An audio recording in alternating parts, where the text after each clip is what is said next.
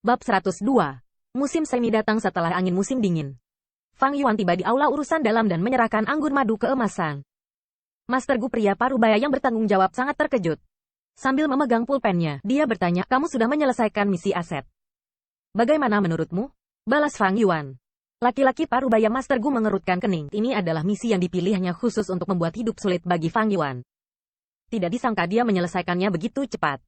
Dia menatap Fang Yuan, matanya mengancam, berkata dengan sungguh-sungguh, "Anak muda, jawab apapun yang aku minta. Jika kamu tidak menjawab dengan jujur, itu akan mempengaruhi evaluasi kamu. Izinkan aku bertanya, apakah kamu menyelesaikan misi ini sendirian? Katakan yang sebenarnya, kami akan menyelidikinya secara menyeluruh." "Tentu saja aku menyelesaikannya sendiri," jawab Fang Yuan. "Bagus, aku akan mencatatnya." Master Gu setengah baya merekam sambil tertawa internal, "Kamu hanya seorang pemula, bagaimana kamu bisa menyelesaikannya sendirian?" Laporan yang salah seperti itu, klan pasti akan menyelidiki. Kamu akan mengalami kesulitan saat itu. Tapi tanpa diduga Fang Yuan melanjutkan, "Tapi situasi ini sedikit aneh. Hari itu aku hanya pergi mencari daerah itu, tetapi untuk berpikir beruang sedang menggali sarang lebah. Menggunakan kesempatan itu, aku mengambil anggur madu ini." "Apa?" Pena pria parubaya itu berhenti, mengangkat kepalanya untuk menatap Fang Yuan. Fang Yuan mengangkat bahu, tersenyum. Apa kamu pikir aku bisa menyelesaikan misi ini sendirian? Untuk mengatakan yang sebenarnya, ini semua berkat kamu menemukan misi ini untuk aku." Master Gu setengah baya terpana di tempat, perasaan yang kompleks dan tidak dapat dijelaskan di dalam hatinya ketika dia tertawa kering dan terus merekam dalam buku.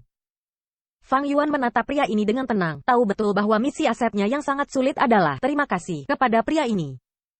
Sayangnya, dia sudah menyelesaikan misi, bahkan jika klan menyelidiki, Fang Yuan sudah menyiapkan yang sesuai. Dia tidak bisa menahan Fang Yuan lagi. Bahkan jika masalah ini ditangani olehnya. Ini adalah kesedihan karena berada dalam sistem. Status kamu adalah rantai yang membatasi tindakan kamu. Baiklah, misimu sudah selesai, kamu sudah bisa mewarisi aset keluarga. Kecuali aset kamu semuanya dikendalikan oleh paman dan bibi kamu. Aula urusan internal akan mengambilnya untuk kamu, kembali dalam 3 hari. Setelah merekam, kata pria parubaya itu. Fang Yuan mengangguk, dia tahu aturan ini, tetapi dia menatap kertas catatan pria parubaya itu, mengatakan, "Menurut aturan klan, catatan misi urusan internal perlu dikonfirmasi oleh pendamping di tempat. Tolong biarkan aku melihat catatan ini." Ekspresi pria parubaya itu berubah, dia tidak berharap Fang Yuan begitu akrab dengan prosesnya. Dia mendengus ringan saat menangani laporan ke Fang Yuan. Fang Yuan melihat catatan itu tanpa masalah. Beberapa ratus kata dengan evaluasi akhir, bagus. Dia bisa segera melihat hubungan antara Gu Yuedongtu dan Master Gu ini. Evaluasi ini benar-benar adil, menunjukkan bahwa Master Gu setengah baya tidak menyerah pada etika kerjanya hanya karena Gu Yuedongtu. Alasan dia membantu Dongtu hanya karena persahabatan mereka dan transaksi di antara mereka. Itu adalah pengambilan uang untuk menyelesaikan masalah untuk jenis transaksi orang lain. Memberikan laporan kembali ke Master Gu setengah baya, Fang Yuan meninggalkan aula urusan internal. Di luar, Gu Yuedongtu sudah pergi. Fang Yuan tidak bisa menahan tawa dingin. Pengaruh Gu Yuedongtu tidak cukup besar untuk memengaruhi aula urusan internal.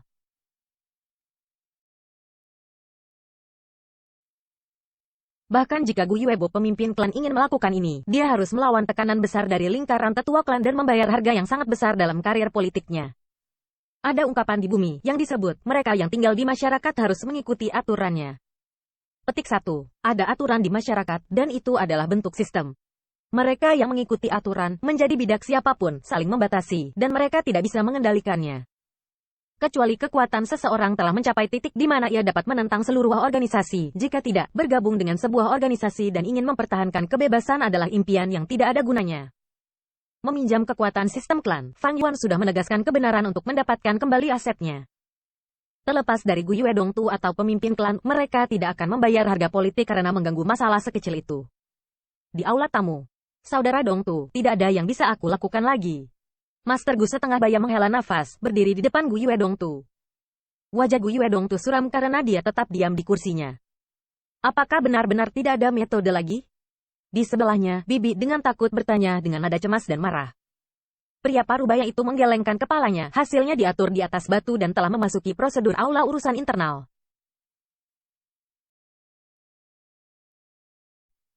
Kecuali 2 tetua klan yang berkuasa atau pemimpin klan ikut campur. Saudara Dongtu, daftar inventaris aula urusan dalam negeri ini menyatakan dengan jelas item dan jumlah warisan. Harap kembalikan semuanya dan jangan membuat hidupku sulit. Mengatakan demikian, ia mengeluarkan daftar inventaris. Inventaris itu memiliki banyak catatan, dari barang-barang mahal seperti perkebunan hingga meja atau kursi murah. Selain itu ada juga cacing-cacing Gu yang ditinggalkan orang tua Fang Yuan. Setelah Master Gu meninggal karena pertempuran, cacing Gu mereka akan diambil sebagai warisan bagi penerus mereka. Ini adalah langkah politik oleh klan. Bibi melihat daftar itu, sebelum kehilangan ketenangannya. Sialan, kamu tidak bisa melakukan ini. Ini semua milik kita, kami. Hubi, katakan sesuatu, pikirkan sesuatu. Tanpa aset ini, apa yang tersisa? Bahkan tambak kita akan hilang setengahnya, kita tidak mampu membelinya. Menamparkan. Gu Yuedong Tu berdiri dan mengirim telapak tangannya terbang ke arah Bibi, mengirimnya ke tanah dari kursinya. Pelacur berisik. Paman marah, memarahi dengan nada gelisah, katak di sumur, aturan klan ada di sana. Kamu pikir kamu dapat memilih untuk tidak mengembalikannya? Bodoh, bodoh. Bibi menggunakan tangannya untuk menutupi pipinya, dipukuli sampai sebutan kebodohan, terbaring di tanah karena kaget, menatap suaminya dengan tatapan kosong.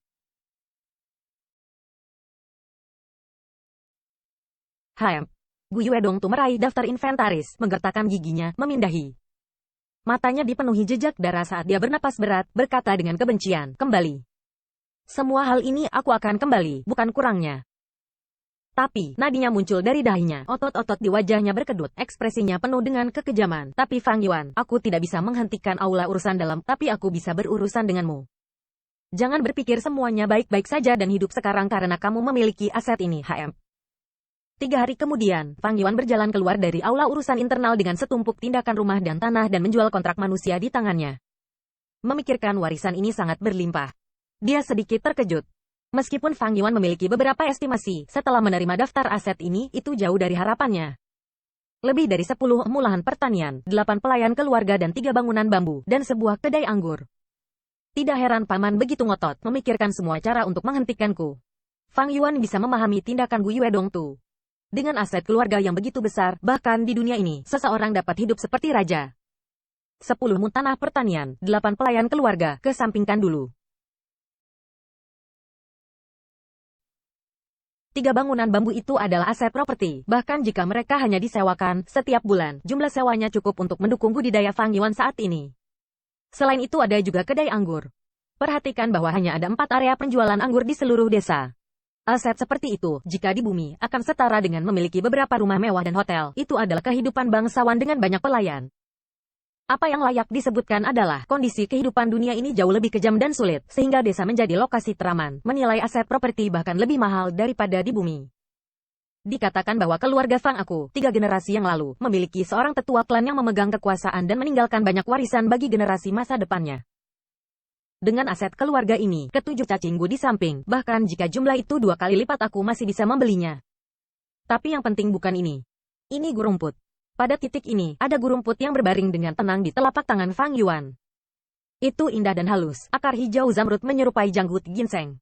Ada beberapa stolon semi-transparan yang seperti kilau giok. 9 helai daun bundar yang berwarna hijau jada tertutup dan saling memantulkan, membentuk-bentuk piring bundar. Ini adalah rumput vitalitas 9 daun, sejenis cacing peringkat 2 Gu. Jika itu datang ke penyembuhan normal, itu tidak ada bedanya dengan rumput nafas kehidupan.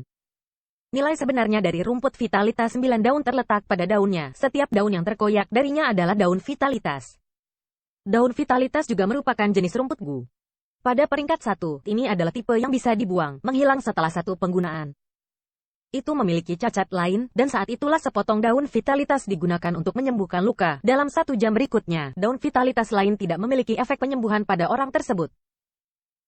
Tapi, secara keseluruhan, itu mudah disempurnakan, dan penyembuhan instan bersama dengan pemberian makan yang mudah membuatnya menjadi teknik penyembuhan yang paling populer di antara peringkat 2 Master Gu. Master Gu penyembuhan, setiap kelompok membutuhkan 1. Tetapi pada saat-saat di mana beberapa Master Gu terluka, apa yang bisa dilakukan oleh 1 Master Gu? Jika para Gu penyembuhan adalah orang yang meninggal, atau tersesat, apa yang terjadi dengan yang lain? Dengan demikian, Master Gu selalu menyiapkan beberapa metode penyembuhan untuk diri mereka sendiri, dan daun vitalitas adalah metode terbaik. Setiap Master Gu yang berkeliaran di luar perlu menyiapkan setidaknya 1 atau 2.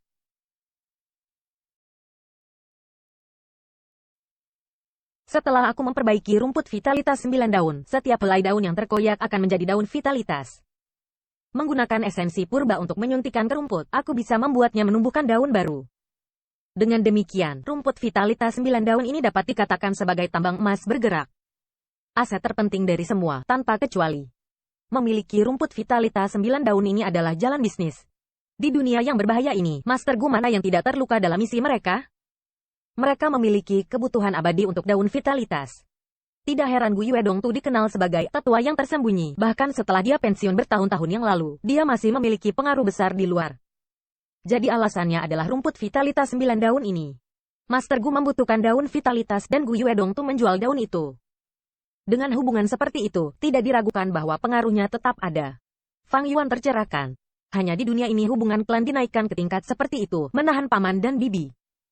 Jika ini bumi, dengan konflik kepentingan seperti itu, Fang Zheng dan aku sudah terbunuh oleh mereka. Ini tidak baik, sepertinya aku punya masalah di depan, paman dan bibi tidak akan melepaskannya dengan mudah. Tapi aku sudah tumbuh dengan peringkat 2 budidaya. Jika mereka ingin berurusan dengan aku dan juga mempertimbangkan peraturan klan, mereka akan sangat dibatasi. Terlepas dari apa yang mereka lakukan, tunjukkan saja apa yang kamu dapatkan. Berurusan dengan itu ketika datang, aku akan menangani mereka semua. Fang Yuan berjalan di jalan, matanya berkilauan dalam kecemerlangan.